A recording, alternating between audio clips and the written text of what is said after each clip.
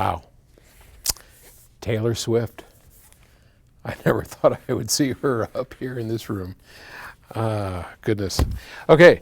This question is about amplifiers in biamplification and whether or not they have to have the same power, right? So you got two amplifiers. Do they need to be the same power? And it comes from Damien in Atlanta, Georgia. Do amplifiers each output the same amount of power when biamping a speaker? I know that bass frequencies generally require more power than highs, but if both amps are fed and outputting the same signal, what exactly is happening? So one of the things that we get confused about on a very routine basis is the difference between gain and power. I see that constantly. I'm constantly answering people's questions about this on email or in phone calls, whatever. And it's because it's not terribly simple for everybody. There's a lot to kind of learn. So I get it. I know. Who's after me? Oh, it's Terry. So gain is loudness and power is motive force. So let me explain that. When you have, let's see, what's a good way to explain that? Gain is taking a small signal and making it bigger. And the amount that it amplifies, say 1 volt to 10 volts, which is a gain of 10, right? Real simple. And that's 20 dB. If we just say it's going to be a gain of 10, then in a biamp situation, that's what you're looking for. You don't care about power for the moment. We'll talk about power in a second, but for the moment, you don't really care about that. What you want is to make sure the two have exactly the same gain, so that when we put 1 volt in the bass amp and we put 1 volt into the tweeter amp, we get the same amount of output, 10 volts out of each. Now, having said that, we've covered gain, and that's where you need to make sure that they're the same. Now let's talk about watts.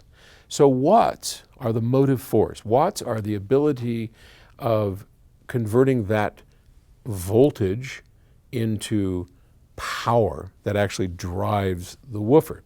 So if we have equal amplification of the tweeter and the woofer in terms of gain, then we can have a very powerful amplifier on the woofer, which is what we want, and a very small wattage amplifier on the top, as long as the gains are the same. Why would we want to do that? Well, there's a whole bunch of different reasons, and we're not going to argue or even really discuss the advantages or disadvantages of biamping. But needless to say, if you were designing an active loudspeaker, for example, you would not put a 300 watt amp on a tweeter. It would be silly. And probably some disadvantages, because I can make a hell of a sweet sounding 20 watt amplifier, a lot sweeter in the areas where a tweeter would be concerned than I can make a 300 watt version of that, because now I've got to take other things into consideration, and engineering is a series of compromises, right? So if we focus on just making a tweeter amplifier, we could make the sweetest tweeter amplifier, but wouldn't be great on bass, and vice versa. The gains would be the same, but the wattage output wouldn't.